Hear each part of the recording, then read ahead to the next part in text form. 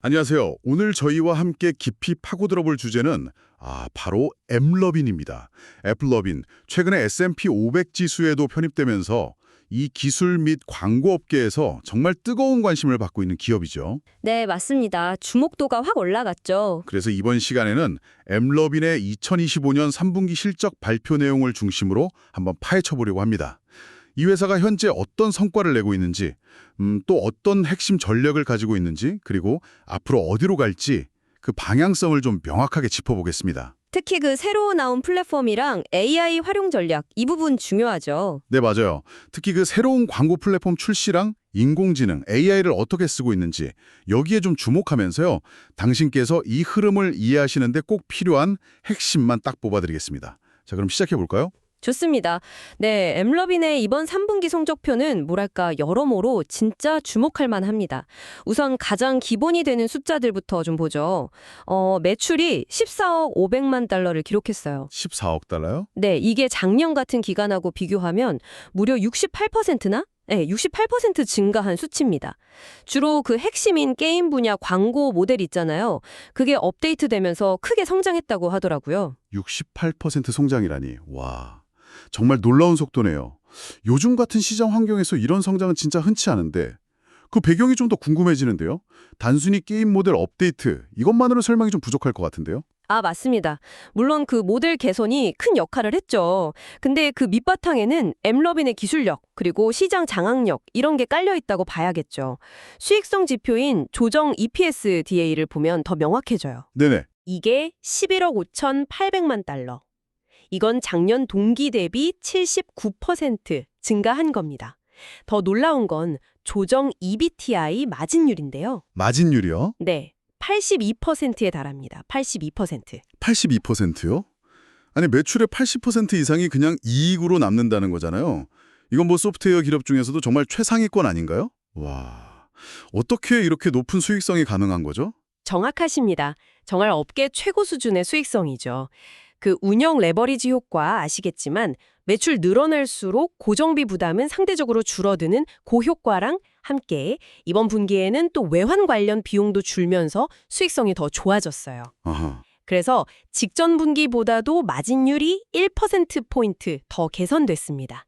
이런 높은 수익성은 엠러빈 비즈니스 모델이 얼마나 효율적으로 돌아가고 있는지 보여주는 아주 강력한 증거라고 할 수 있겠죠. 그렇군요. 매출 성장도 엄청난데 수익성까지 같이 좋아지고 있다. 이 점이 진짜 인상적이네요. 그럼 현금 창출 능력은 어떤가요? 현금은 잘 벌고 있나요? 그럼요. 잉여 현금 흐름, 그러니까 프리 캐시플로우라고 하죠. 기업이 영업 활동으로 벌어들인 현금에서 뭐 설비 투자 같은 거 빼고 실제 자유롭게 쓸 수 있는 돈, 이게 10억 4,900만 달러나 됩니다. 와, 10억 달러가 넘어요? 네, 작년 같은 기간 대비 92%나 증가한 규모예요.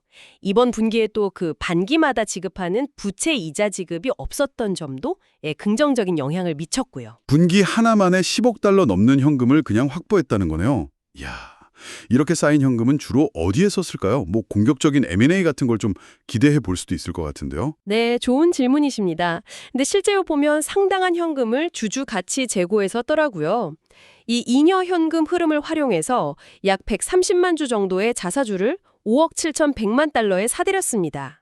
자사주 매입이군요. 네. 덕분에 전체 발행 주식수가 줄어들어서 주당 가치가 올라가는 효과가 있죠. 그렇죠? 실제로 가중 평균 희석 주식수가 작년 말에 3억 4,600만 주였는데 이번 분기 말에는 3억 4,100만 주로 감소했어요. 꽤 많이 줄었네요. 네. 심지어 이사회에서는 자사주 매입 한도를 32억 달러나 더 늘리기로 결정했고요. 그래서 분기 말 기준으로도 17억 달러의 현금을 보유하고 있습니다. 그러니까 뭐 M&A보다는 현재 사업 모델 효율성 높이고 주주 환원에 집중하는 모습이다. 이렇게 볼 수 있겠네요. 정말 탄탄한 실적을 바탕으로 주주 가치 제고에도 아주 적극적이군요. 이런 강력한 펀더멘털이 결국 S&P 500 편입이라는 결과로 이어진 거겠네요. 자, 그럼 이런 인상적인 숫자들 뒤에 숨겨진 성장 동력, 특히 미래를 위한 준비는 어떻게 되어가고 있는지 이제 본격적으로 한번 살펴보죠. 바로 새로운 셀프 서비스 광고 플랫폼 악손 에즈 이야기입니다. 10월 1일에 공식 출시했다고 하죠. 네, 맞습니다.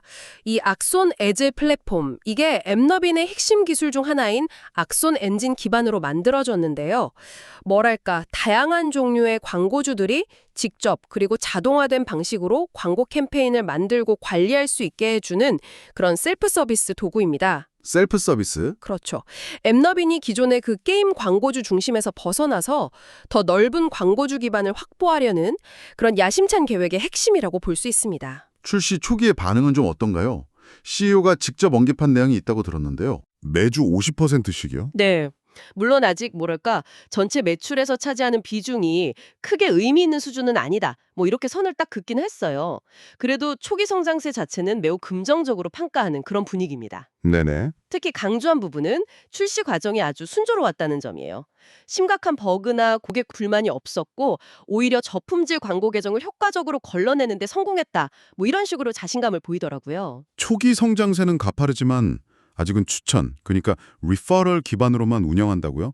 왜 바로 전면적으로 개방하지 않는 걸까요? 품질 관리에 대한 자신감이 있으면서도 약간 조심스러운 행보 같은데요. 그게 바로 앱러빈의 좀 신중한 접근 방식을 보여주는 부분인 것 같아요. 현재 추천을 통해서 들어오는 신규 광고주들은 작년에 파일럿 테스트를 진행했던 그룹하고 구성이나 규모 면에서 유사하다고 합니다. 아, 파일럿 그룹하고요? 네, 주로 다양한 온라인 쇼핑 카테고리의 광고주들이고 아직은 뭐 아주 영세한 동네 세탁소 이런 것보다는 어느 정도 규모가 있는 상점들이 많다고 하고요. 이렇게 초기 접근을 제한하는 건 플랫폼을 너무 급격하게 확장할 때 발생할 수 있는 문제들 있잖아요. 그렇죠. 뭐 품질 문제라든가. 네, 맞아요. 광고 품질 저하나 예상치 못한 기술적 결함 같은 거 이런 걸 최소화하면서 안정적으로 시스템을 확장하기 위한 좀 의도적인 조치라고 봐야 합니다. 일종의 연착륙 전략이다. 이렇게 볼 수 있겠네요. 그럼 앞으로 이 액션 에즈는 어떻게 더 발전시켜 나갈 계획일까요? 앞으로는 신규 광고주들이 플랫폼에 좀 쉽게 적응하고 잘 활용할 수 있도록 온보딩 과정, 그러니까 등록하고 적응하는 과정을 최적화하는 데 집중할 계획이라고 합니다. 그리고 더 많은 AI 에이전트를 투입할 거라고 밝혔는데요. AI 에이전트요? 그게 구체적으로 어떤 역할을 하는 건가요? 광고주 입장에서 보면 어떤 도움을 받을 수 있는 거죠? 좋은 질문입니다. 여기서 AI 에이전트라는 건 예를 들어 광고 캠페인을 설정할 때 타겟 고객을 딱 추천해주거나 예산을 자동으로 조절해주거나 심지어 어떤 광고 소재가 더 효과적일지 제안해주는 말하자면 똑똑한 조수 같은 역할이라고 생각하시면 됩니다. 아, 자동으로요? 네. 이런 AI 기반 자동화 기능을 강화해서 광고주들이 더 쉽고 효율적으로 성과를 낼 수 있게 지원하겠다는 거죠. 이것이 바로 핵심 게임 분야를 넘어서 다양한 광고주를 유치하려는 앱러빈의 큰 그림과 딱 연결되는 지점입니다. AI 에이전트 외에도 AI 활용 계획이 더 있다고요? 여기서부터 진짜 흥미로워지는데요. 네, 바로 그겁니다. 생성형 AI를 활용한 광고 크리에이티브 제작 테스트 계획이에요. CEO가 몇 주 또는 몇 달 안에 생성형 AI 기반 크리에이티브를 테스트할 수 있기를 희망한다고 직접 언급했죠. 이게 만약 현실화된다면 그 파급력이 상당할 수 있습니다. 광고 소재까지 AI가 만들어준다. 아니, 그게 실제로 가능할까요? 그리고 그게 광고주나 앱러빈에게 어떤 실질적인 이점을 가져다 줄 수 있을까요? 좀 구체적으로요? 가능성은 충분하다고 봅니다.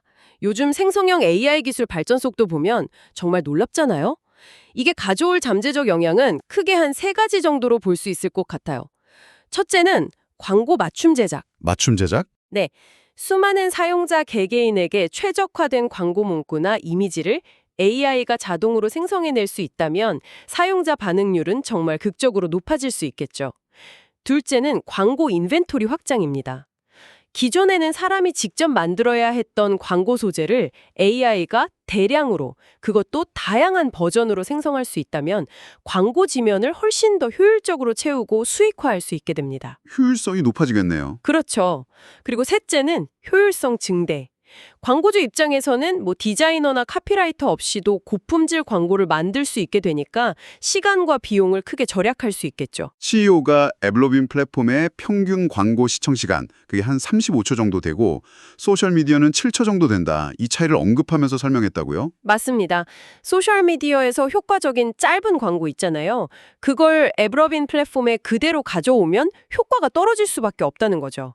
왜냐하면 사용자들이 앱 안에서는 뭐 보상형 광고 같은 걸 통해서 더 길게 시청하는 경향이 있으니까요. 아, 환경이 다르군요. 네. 따라서 에브러빈 플랫폼에 맞는 더 길고 몰입도 높은 광고 크리에이티브가 필요한데 이걸 생성형 AI를 통해서 해결하겠다는 구상입니다. 마치 광고주마다 24시간 대기하는 맞춤형 광고 제작팀이 생기는 것과 같다. 뭐 이렇게 상상해 볼 수도 있겠죠. 특히 소규모 광고주들한테는 정말 게임 체인저가 될 수도 있습니다. 와, 진짜 흥미로운데요. 그럼 이런 AI 전략이 결국 앱러빈의 핵심 성장 동력인 전환율 개선과는 어떻게 연결되는 건가요? 직접적으로 연결됩니다. AI는 여러 방식으로 전환율 개선에 기여하는데요. 첫째, 에브러빈이 원래 강점을 가졌던 그 광고 추천 모델 자체를 AI를 통해 계속 개선해서 전환율을 높입니다. 이건 기본이고요. 네. 둘째, 엑선 X를 통해서 광고주의 밀도와 다양성이 증가하면 AI 모델이 학습할 데이터가 풍부해지잖아요. 그래서 사용자에 맞는 광고를 더 정교하게 개인화할 수 있게 됩니다.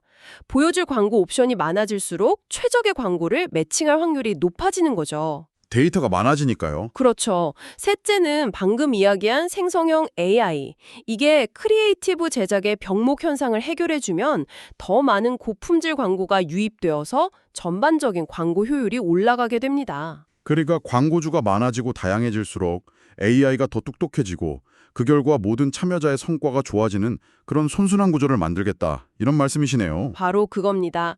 이와 함께 광고 공급 측면, 즉 광고 지면을 제공하는 앱 개발사들을 위한 플랫폼인 맥스 역시 광고 품질 향상과 광고주 다양성 증가에 힘입어서 매우 건강한 속도로 성장하고 있다고 해요. 맥스도 잘 되고 있군요. 네. 근데 흥미로운 점은 현재 앱러빙 성장의 제약 요인이 광고 지면, 즉 공급 부족이 아니라는 거예요. 오히려 광고를 집행하려는 광고주, 즉 수요 확보가 더 관건이라는 점입니다. 아, 공급보다는 수요가 문제다. 그렇죠.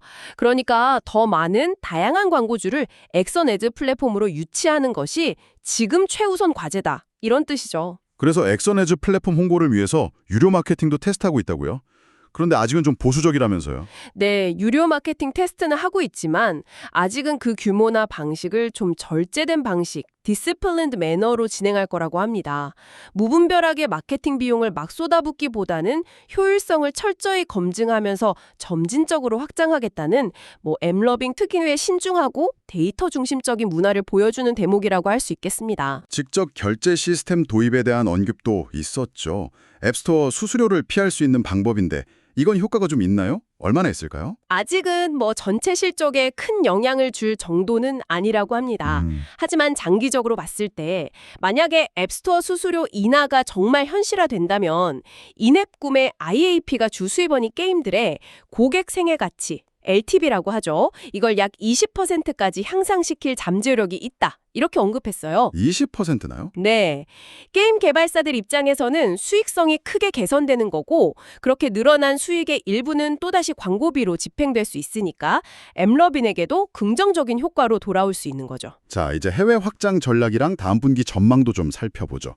지리적 확장 측면에서는 그 웹사이트나 온라인 상점 운영하는 광고주들을 위해서 해외 트래픽을 예정보다 좀 빨리 열었다고요? 네, 그렇습니다. 다만 여기서 중요한 예외가 하나 있어요. 유럽연합, EU 지역은 이번 확장 대상에서 제외됐습니다. 아, 이유는 뺐군요? 왜죠? 그 이유는 GDPR, 잘 아시는 유럽의 강력한 개인정보 보호 규정 때문입니다. CEO가 직접 언급하기를 EU 지역이 전체 사업에서 차지하는 비중은 한 10% 초중반 정도라면서 현재로서는 GDPR 규정을 완벽하게 준수하기 위한 시스템을 구축하는 것보다는 다른 기회에 집중하는 것이 우선순위다. 이렇게 밝혔습니다. 그렇군요. 그럼 초기 확장은 어느 지역에 집중하고 있나요? EU를 제외하면 다른 큰 시장들도 많을 텐데요. 현재 악소네즈를 이용하는 광고주들의 특성을 좀 고려해서요. 우선은 영어권 시장, 예를 들면 캐나다, 호주, 뉴질랜드 이런 곳들을 중심으로 확장하고 있습니다. 네, 기존 광고주들이 언어 장벽 없이 좀 쉽게 사업을 확장할 수 있는 시장부터 공략하는 거죠. 물론 플랫폼이 더 성숙해지고 안정화되면 일본이나 한국 같은 주요 아시아 시장을 위한 현지화 작업도 진행할 계획이라고 합니다. 다음 분기, 그러니까 2025년 4분기 실적 전망치도 제시했죠. 분위기가 좀 어떤가요? 꽤 긍정적인 전망을 내놨습니다. 매출은 15억 7천만 달러에서 16억 달러 사이를 예상하고요. 이건 3분기 대비해서 12%에서 14% 정도 순차적으로 성장하는 수준입니다. 꾸준히 성장하네요. 네, 그리고 조정 EBITI는 12억 9천만 달러에서 13억 2천만 달러 사이, 마진율은 82%에서 83%를 목표로 제시했어요. 그러니까 3분기에 그 이례적으로 높았던 마진율을 유지하면서 매출 성장까지 이어가겠다. 이런 자신감을 보여주는 가이던스라고 볼 수 있죠. 그런데 이 전망치에 포함되지 않은 부분이 있다고요? 그게 중요할 것 같은데요? 네, 맞아요. 중요한 포인트입니다. 이 가이던스에는 현재 추천 프로그램을 통해서 계속 유입되고 있는 신규 악선 애즈 광고주들의 지출은 반영되지 않았습니다. 아, 신규 광고주 지출은 뺐군요. 네, 왜냐하면 신규 광고주들이 얼마나 빨리 플랫폼에 적응하고 또 얼마나 많은 예산을 집행할지 예측하기가 어렵기 때문에 이걸 제외하고 좀 보수적으로 목표치를 설정한 겁니다. 예측 가능한 기존 사업만으로도 이 정도 성장을 달성할 수 있다는 자신감, 그리고 동시에 예상치 못한 변수를 최소화하려는 신중한 경영 철학을 엿볼 수 있는 부분이죠. 앞으로도 흔들림 없이 계획을 실행하고 플랫폼 품질을 유지하면서 2026년으로 예정된 플랫폼 전면 개방을 차질 없이 준비하는 데 집중할 것으로 보입니다. 자, 지금까지 에블러빈의 3분기 실적과 주요 전략들을 정말 깊이 파고들어 봤습니다. 이 모든 정보가 이 기술 및 광고 시장의 흐름을 읽으려는 당신에게 어떤 의미를 가질까요? 핵심만 다시 한번 짚어보겠습니다. 첫째, 시장 예상을 뛰어넘는 강력한 재무 성과를 기록하면서 여전히 정말 폭발적인 성장세를 보여주고 있다는 점. 그렇죠. 둘째, 미래 성장 동력인 신규 플랫폼 엑선 에즈를 큰 문제 없이 성공적으로 출시했고 초기지만 꽤 가파른 성장세를 보이고 있다는 점입니다. 네. 그리고 셋째는 AI, 특히 생성형 AI를 활용한 광고 자동화 및 최적화에 매우 공격적으로 투자하면서 미래를 중개하고 있다는 점. 넷째, 해외 확장은 GDPR 같은 규제 변수를 고려해서 신중하게 접근하면서도 단계적으로 시장을 넓혀가고 있다는 점. 그리고 마지막으로 단순히 게임 광고 시장에만 머무는 것이 아니라 다양한 광고주를 유치함으로써 전체 광고 생태계의 파이를 키우고 효율성을 높이려는 아주 명확한 비전을 가지고 있다는 점입니다. 결국 에블러빈의 큰 그림은 AI와 자동화 기술을 무기로 삼아서 누구나 쉽게 고성능 광고를 집행할 수 있는 확장 가능한 플랫폼을 만들고 이걸 통해서 게임뿐만 아니라 커머스 같은 다양한 분야의 광고주들을 끌어모으겠다, 이런 거군요. 정확합니다. 그렇게 확보된 다양한 광고주와 그들의 데이터는 에블러빈의 AI 모델을 더욱 강력하게 만들고 그 결과는 다시 플랫폼을 이용하는 모든 참여자, 심지어 기존의 핵심 고객이었던 게임 퍼블리셔들의 광고 효율과 수익성 증대로 이어지는 그런 선순환 구조를 만들 것으로 기대하고 있습니다. 아, 선순환 구조. 네, 이것이 바로 일각에서 제기하는 신규 커머스 광고주가 기존 게임 광고주 시장을 잠식할 거다, 이런 우려를 넘어서 오히려 전체 생태계를 함께 성장시킬 수 있다는 에블러빈의 자신감의 근거라고 볼 수 있습니다. 플랫폼 출시를 좀 제한적으로 시작하고 유료 마케팅도 신중하게 테스트하는 모습을 보면 확실히 상당히 계획적이고 리스크를 관리하면서 움직인다는 인상을 받게 되네요. 네, 맞습니다. 아주 절제되고 계산된 방식으로 야심찬 목표를 추진하고 있다는 점이 인상적이죠. 당신의 입장에서는 에블러빈의 사례를 통해 기조기업이 어떻게 현재의 강력한 실적을 유지하면서 동시에 미래를 위한 대규모 플랫폼 전환에 투자하는지, 또 그 과정에서 GDPR 같은 규제나 앱스토어 수수료 변화 같은 외부 환경 요인에 어떻게 전략적으로 대응하는지, 그런 현실적인 통찰을 얻으실 수 있을 겁니다. 위험 관리나 우선순위 설정에 좋은 예시가 될 수 있겠죠. 자, 마지막으로 당신에게 생각해볼 거리 하나를 던지면서 마무리할까 합니다. 에블러빈의 사례처럼 생성형 AI가 광고 문구와 이미지를 자동으로 만들고 또 AI가 최적의 광고 채널과 예산을 결정하는 그런 시대가 온다면 가까운 미래의 디지털 마케팅이나 광고 크리에이티브 분야에서 활동하는 사람들에게 요구되는 핵심 역량은 과연 어떻게 변할까요? 정말 중요한 질문이네요. 그렇죠. 기계가 크리에이티브 디렉터이자 미디어 바이어의 역할을 상당 부분 대체하게 될 때 우리 인간은 무엇을 준비해야 할지 당신의 생각은 어떠신가요? 이 질문을 한번 곱씹어 보시면서 오늘 이야기를 마무리하겠습니다. 다음 시간에 더 흥미로운 분석으로 찾아뵙겠습니다.